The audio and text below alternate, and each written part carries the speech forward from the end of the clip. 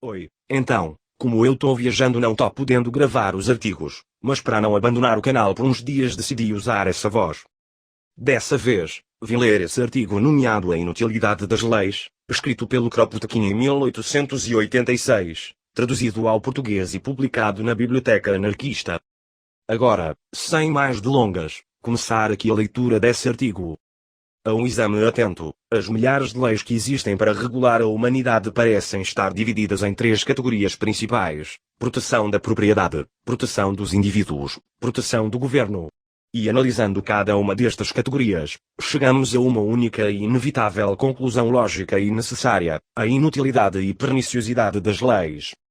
Os socialistas sabem o que significa proteção da propriedade. As leis que regulam a propriedade não foram criadas para garantir, nem ao indivíduo nem à sociedade o gozo do produto do seu trabalho.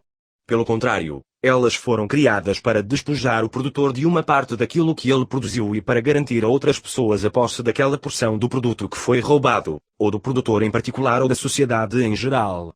Quando, por exemplo, a lei assegura ao Sr. Fulano de Tal o direito sobre uma casa, ela não está estabelecendo seu direito sobre uma casinha que ele mesmo tenha construído, ou a um prédio erguido com a ajuda de alguns amigos. Se fosse assim, seus direitos nem seriam questionados.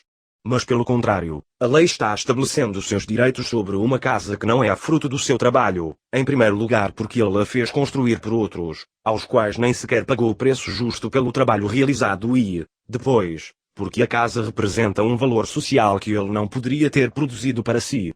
A lei, no caso, está estabelecendo o seu direito a algo que pertence a todas as pessoas em geral e a nenhuma em particular. A mesma casa construída nos confins da Sibéria não teria o mesmo valor que tem numa cidade grande e, como sabemos, este valor é o resultado de cerca de 50 gerações de homens que construíram a cidade, embelezaram-na, dotando-a de água e gás, belas avenidas, universidades, teatros, lojas, vias férreas e estradas que levam a todas as direções. Assim, ao reconhecer os direitos do Sr. Fulano a uma determinada casa em Paris, Londres ou Rouen, a lei está-lhe reservando, injustamente, certa porção do produto do trabalho da humanidade, como um todo. E é precisamente porque essa apropriação, e todas as outras formas de propriedade que tenham as mesmas características, é uma injustiça gritante que são necessários todo um arsenal de leis e um exército de soldados, policiais e juízes para mantê-las contra o bom senso e o sentimento de justiça inerentes à humanidade. A metade das nossas leis, o Código Civil de cada país, não serve a qualquer outro propósito senão o de manter esta apropriação, este monopólio em benefício de determinados indivíduos em detrimento de toda a humanidade. 3/4 das causas julgadas pelos tribunais não são nada mais do que disputas entre monopolistas, dois ladrões lutando pela posse do produto de seus roubos. E muitas das nossas leis criminais têm o mesmo objetivo em vista, tendo sido criadas para manter o trabalhador numa posição de subordinação em relação ao patrão, proporcionando a segurança necessária para que a exploração continue. Quanto a garantir ao produtor o produto do seu trabalho, não há qualquer lei que ao menos tente fazê-lo, já que isso é algo tão simples, tão natural, de tal modo integrado aos usos e costumes da humanidade, que o direito nem sequer cogitou disso. O banditismo às escancaras, com o espada na mão, não é uma característica da nossa época. Nem jamais dois trabalhadores chegam a disputar o produto do seu trabalho. Se têm um desentendimento, eles o resolvem chamando uma terceira pessoa, sem que haja necessidade de recorrer à lei. O único ser capaz de arrancar de outro o produto do seu trabalho é o proprietário, que interfere sempre para ficar com a parte do leão. Quanto à humanidade em geral, ela em toda a parte respeita o direito de cada um naquilo que ele mesmo criou, sem recorrer a qualquer lei especial. Como todas as leis sobre propriedade, que enchem grossos volumes de códigos de direito e fazem as delícias de nossos advogados, não têm qualquer outro objetivo senão o de proteger a apropriação injusta, garantir que certos indivíduos se apropriem indevidamente do trabalho de outros seres humanos. Não há nenhuma razão que justifique a sua existência. No dia da Revolução, os revolucionários sociais estão firmemente decididos a acabar com todas elas. E na verdade, nada mais justo do que fazer-se uma grande fogueira ao ar livre lançando nela todas as leis que tratassem dos assim chamados direitos de propriedade, todos os títulos de propriedade, todos os registros e escrituras, em uma palavra, tudo aquilo que tivesse qualquer ligação com uma instituição que logo será vista como uma nódoa da humanidade, tão humilhante quanto a escravidão ou o servilismo de outras épocas. As observações que acabamos de fazer a respeito das leis sobre a propriedade poderiam ser aplicadas também à segunda categoria de leis, aquelas destinadas a manter os governos, ou seja, as leis constitucionais. É outra vez um arsenal de leis, decretos, disposições, decisões do Conselhos e o que mais houver, criados com o fim de proteger as diversas formas de governo, seja ele representativo, delegado ou usurpado, sob cujo tacão a humanidade se contorce. Sabemos bem, e os anarquistas não cansam de demonstrá-lo em suas eternas críticas contra as várias formas de governo, que a missão de todos os governos, monárquicos, constitucionais ou republicanos, é proteger e manter através da força, os privilégios das classes dominantes, a aristocracia, o clero e os comerciantes. Mais de um terço de todas as leis que existem, a cada país tem milhares delas que regulam os impostos, as taxas, a organização dos departamentos ministeriais e suas repartições, as forças armadas, a polícia, a igreja, etc. Não tem qualquer outro objetivo senão manter, remendar e desenvolver a máquina administrativa. E esta máquina, por sua vez, funciona quase que exclusivamente para proteger os privilégios da classe dominante. Analise estas leis, observe-as em ação no dia a dia e descobrirá que nenhuma delas merece ser preservada. Sobre estas leis não pode haver duas opiniões diversas. Não apenas os anarquistas como os radicais mais ou menos revolucionários concordam que a única coisa a fazer com as leis que tratam da organização dos governos seria arremessá-las ao fogo. Resta considerar a terceira categoria, aquela que diz respeito à proteção dos indivíduos e ao combate e prevenção do crime, a mais importante delas, já que a maior parte dos preconceitos a ela estão vinculados, porque se desfruta de uma certa consideração especial, em consequência da crença de que este tipo de lei é absolutamente indispensável à manutenção da segurança em nossas sociedades. Essas leis, criadas a partir das práticas mais úteis às comunidades humanas, foram mais tarde aproveitadas pelos governantes como um dos meios para justificar sua própria dominação.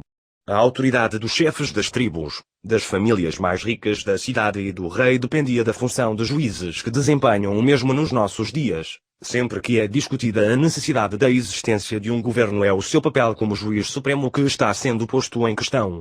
Se não houvesse governo, os homens acabariam por destruir-se uns aos outros, diz o orador da aldeia. O principal objetivo de todos os governos é assegurar a cada acusado o direito de ser julgado por 12 homens honestos, afirmou Burke. Pois bem, apesar de todos os preconceitos que ainda existem em torno do tema, já é tempo de que os anarquistas declarem, em alto e bom som, que esta categoria de lei é tão inútil e injuriosa quanto as precedentes. Em primeiro lugar, quanto aos assim chamados crimes, assaltos contra pessoas, é sabido que pelo menos 2, 3 e frequentemente 3, 4 deles são instigados pelo desejo de apossar-se da fortuna alheia. Esta imensa classe de crimes e delitos desaparecerá no dia em que a propriedade privada deixar de existir. Mas, dirão alguns, se não tivermos leis para contê-los e castigos para detê-los, sempre haverá bandidos para tentar contra a vida de seus semelhantes, que levarão a mão à faca em todas as lutas nas quais se envolverem e vingarão a mais insignificante ofensa com a morte. Este refrão é repetido sempre que se põe em dúvida o direito que a sociedade tem de punir os criminosos.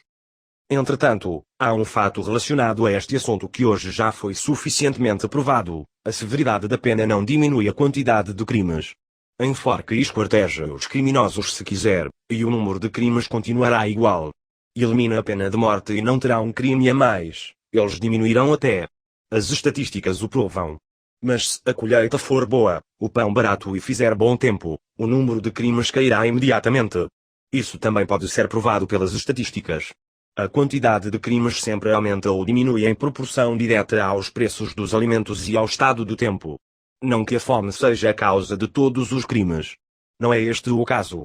Mas se a colheita é boa, e os alimentos podem ser comprados a um preço acessível quando o sol brilha, os homens, de coração mais leve e menos infelizes que de costume, não se entregam a paixões sombrias, nem mergulham a faca no peito de seu semelhante por motivos banais.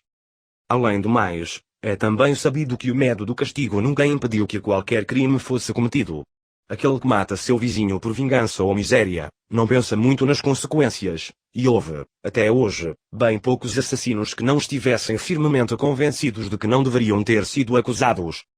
Não falando de uma sociedade em que o homem receberá uma educação melhor, em que o desenvolvimento de todas as suas faculdades e a possibilidade de exercê-las irá proporcionar-lhe tantas alegrias que ele não procurará envenená-las com remorsos, mesmo numa sociedade como a nossa, mesmo com estes tristes produtos da miséria que hoje vemos entre o povo das grandes cidades. No dia em que os criminosos não sofrerem mais qualquer castigo, o número de crimes não aumentará e é extremamente provável que, pelo contrário, sofra o decréscimo por criminosos reincidentes, homens que a prisão embruteceu.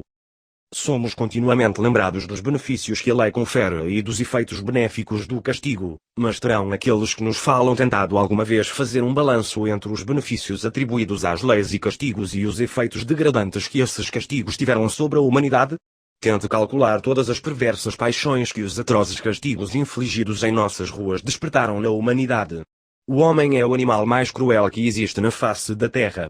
E quem terá estimulado e desenvolvido esses instintos cruéis, desconhecidos mesmo entre os macacos, senão o rei, o juiz e os padres apoiados em leis que permitiam que a pele fosse arrancada em tiras, o breu fervente derramado sobre as feridas, os membros arrancados, os ossos esmagados, os homens despedaçados para que sua autoridade fosse mantida. Tente avaliar a torrente de depravação libertada entre a sociedade humana pela política de delação encorajada pelos juízes e paga em dinheiro vivo pelos governos, a pretexto de auxiliar na descoberta de crimes. Basta apenas que entre nas prisões e veja no que se transforma um homem privado da liberdade e encerrado com outros seres depravados, mergulhados no vício e na corrupção que escorre das próprias paredes das nossas prisões. Basta lembrar que, quanto mais reformas sofrem estas prisões, mais detestáveis se tornam. Nossas modernas prisões modelo são 1000 vezes mais abomináveis do que as masmorras da Idade Média. Finalmente, basta lembrar da corrupção e depravação que existem entre os homens, alimentadas pela ideia da obediência, que é a própria essência da lei, da punição, da autoridade arrogando-se o direito de punir, de julgar sem considerar nem a nossa consciência, nem a estima de nossos amigos, da necessidade de que hajam carrascos, carcereiros e informantes, em uma palavra, de todos os atributos da lei e da autoridade.